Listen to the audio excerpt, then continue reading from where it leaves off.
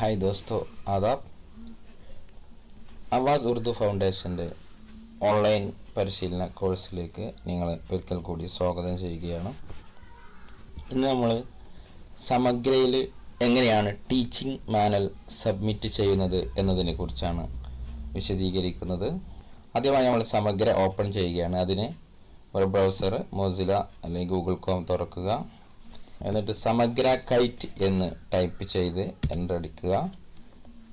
അപ്പോൾ സമഗ്രയുടെ സൈറ്റിൻ്റെ ലിങ്ക് ലഭ്യമാവും. അതിൽ ക്ലിക്ക് ചെയ്താൽ സമഗ്രയുടെ ഹോം സ്ക്രീന് കിട്ടും. ഇവിടെ നമ്മൾ വലതുവശത്തായിട്ട് ലോഗിൻ ക്ലിക്ക് ചെയ്യുക. ലോഗിൻ്റെ യൂസർ ഐ ഡിയും പാസ്വേഡും അടിക്കുന്നതിനുള്ള വിൻഡോ വരും. ഇവിടെയാണ് യൂസർ ഐ ഡി ടൈപ്പ് ചെയ്യേണ്ടത്. ഞാൻ എൻ്റെ യൂസർ ഐ ഡി ടൈപ്പ് ചെയ്യാണ്.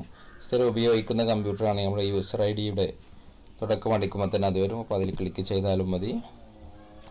പിന്നെ പാസ്വേഡും അടിച്ച് ലോഗിൻ എന്നതിൽ ക്ലിക്ക് ചെയ്യുക. സമഗ്രയുടെ ഹോം പേജ് കിട്ടും. ഇതാണ് ഡാഷ്ബോർഡ്. ഇവിടെയാണ് നമുക്ക് ആവശ്യമുള്ള എല്ലാ ലിങ്കുകളും ലഭ്യമാണ്. നമ്മളിവിടെ ടീച്ചർ പ്ലാനിനെ കുറിച്ച് മാത്രമാണ് ഈ ക്ലാസ്സിലൂടെ പറയുന്നത്. ടീച്ചർ പ്ലാൻ എന്നുള്ള ലിങ്കിൽ നമ്മൾ ക്ലിക്ക് ചെയ്യുക. അപ്പോൾ ഇതുപോലുള്ള ഒരു വിൻഡോ വരും. ഇവിടെ വലതുവശത്ത് മീഡിയം, ക്ലാസ്, സബ്ജക്റ്റ്, ചാപ്റ്റർ എന്നിവ സെലക്ട് ചെയ്യുന്നതിനുള്ള സ്ഥലങ്ങളുണ്ട്.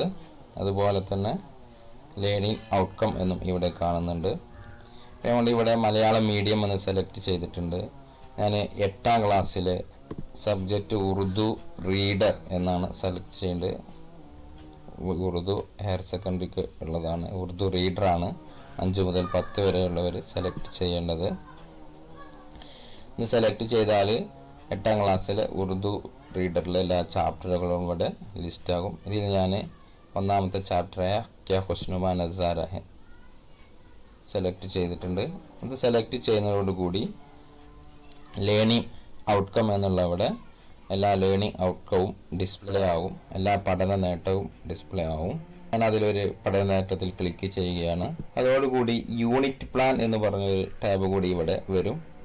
നമ്മൾ ക്ലിക്ക് ചെയ്ത പഠന നേട്ടവുമായി ബന്ധപ്പെട്ടുള്ള പ്രവർത്തനം യൂണിറ്റ് പ്ലാൻ ഇവിടെ ഡിസ്പ്ലേ ആകും. അതിൽ ക്ലിക്ക് ചെയ്താൽ ആ യൂണിറ്റ് പ്ലാന് താഴെ ഡിസ്പ്ലേ ആകും. അപ്പോൾ അതിൽ ഏതെല്ലാം റിസോഴ്സുകളാണ് നമ്മൾ ഉപയോഗിക്കുന്നത്, അതിനെന്തൊക്കെ പ്രൊഡക്റ്റാണ്, അതിൻ്റെ അസസ്മെൻ്റ് ഏതൊക്കെയാണെന്നൊക്കെ ഇതിലുണ്ടാകും. അത് എത്ര മിനിറ്റിലാണ് ആ ക്ലാസ് കൈകാര്യം ചെയ്യുന്നുള്ള വിവരങ്ങളൊക്കെ ആ യൂണിറ്റ് പ്ലാനിൽ ഉണ്ടാകും. ഇവിടെ നമ്മൾ ചെയ്യേണ്ടത് കസ്റ്റമൈസ് ബട്ടണിൽ ക്ലിക്ക് ചെയ്ത് ഈ യൂണിറ്റ് പ്ലാനിനെ മൈ പ്ലാൻ ആക്കി മാറ്റുകയാണ് വേണ്ടത്. അപ്പോൾ അതിൽ ക്ലിക്ക് ചെയ്താൽ ഇതുപോലെയുള്ള ഒരു വിൻഡോയാണ് വരിക. ഇവിടെ നമുക്ക് ഇതിൻ്റെ എഡിറ്റിംഗ് വരുത്താവുന്നതാണ്.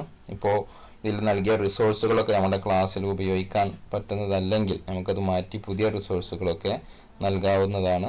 അങ്ങനെ മാറ്റങ്ങളൊക്കെ വരുത്തി കഴിഞ്ഞതിന് ശേഷം താഴെ സേവ് എന്ന ബട്ടണിൽ ക്ലിക്ക് ചെയ്യുകയാണ് വേണ്ടത്. ഇങ്ങനെ സേവ് ബട്ടണിൽ ക്ലിക്ക് ചെയ്യുമ്പോൾ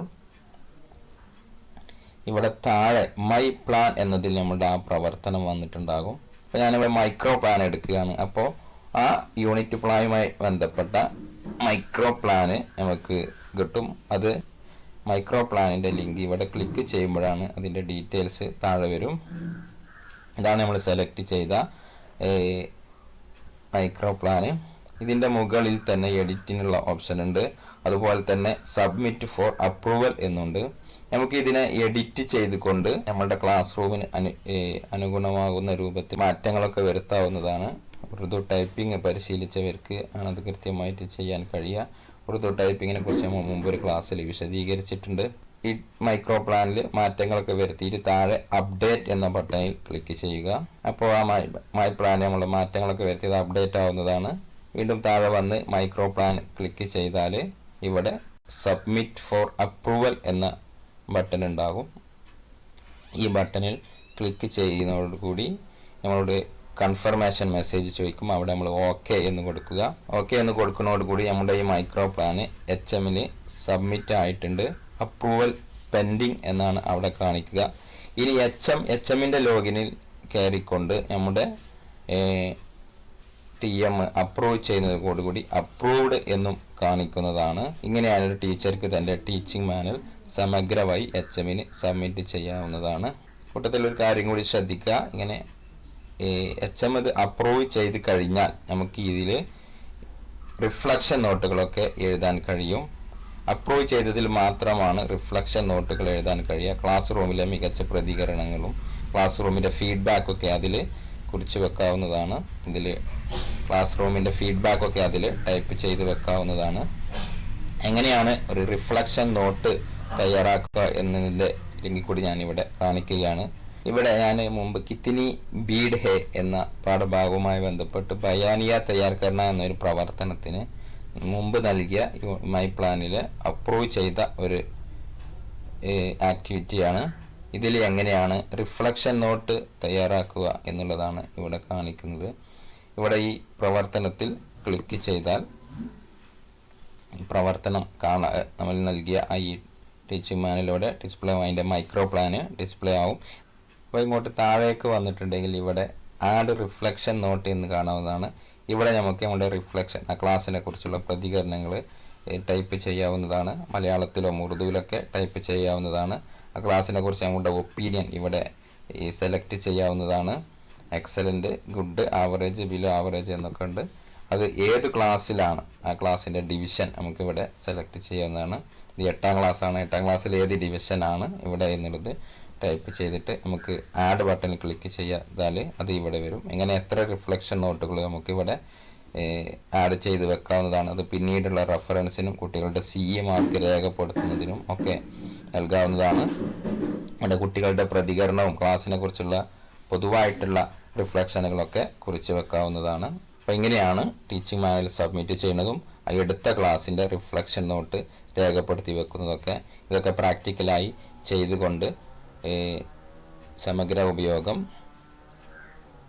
കൂടുതൽ സജീവമാക്കണമെന്ന് അഭ്യർത്ഥിക്കുക. ഇപ്പം തന്നെ ഇതിനോട് കൂട്ടിച്ചേർത്ത ഒരു കാര്യം കൂടി പറയാനുള്ളത്, പലരും സമഗ്രയുടെ ലോഗിനുമായി ബന്ധപ്പെട്ട് പല പ്രയാസങ്ങൾ പറയാറുണ്ട്. നിങ്ങൾക്ക് ലോഗിനുമായി ബന്ധപ്പെട്ട് എന്ത് പ്രശ്നങ്ങൾ ഉണ്ടെങ്കിലും ആദ്യം ചെയ്യേണ്ടത് പാസ്വേഡ് മറന്നതാണെങ്കിൽ ഫൊർഗെറ്റ് പാസ്വേഡ് എന്ന ബട്ടണിൽ ക്ലിക്ക് ചെയ്തുകൊണ്ട് നിങ്ങളുടെ യൂസർ നെയിമോ അതല്ലെങ്കിൽ ഇമെയിൽ ഐഡിയോ ഇവിടെ ടൈപ്പ് ചെയ്തുകൊണ്ട് ഗെറ്റ് ബൈ SMS ക്ലിക്ക് ചെയ്യുമ്പോൾ നിങ്ങളുടെ ഫോണിലേക്ക് പുതിയ ഒരു OTP ആയി ഒരു പാസ്വേഡ് വരുന്നതാണ്. HMന്റെ ലോഗിനിൽ കയറിയാൽ നിങ്ങളുടെ യൂസർ നെയിമും നിങ്ങൾ ആ യൂസർ നെയിമിന് നൽകിയ ഇമെയിൽ ഐഡിയും അവിടുന്ന് ലഭ്യമാവുന്നതാണ്. നിങ്ങളുടെ യൂസർ നെയിമും പാസ്വേഡും ഒക്കെ ഡയറിയിൽ എഴുതി വെക്കുന്നത് നന്നായിരിക്കുമെന്നും കൂടി ഓർമ്മപ്പെടുത്തുകയാണ്. ഓക്കെ, ശുക്രിയ.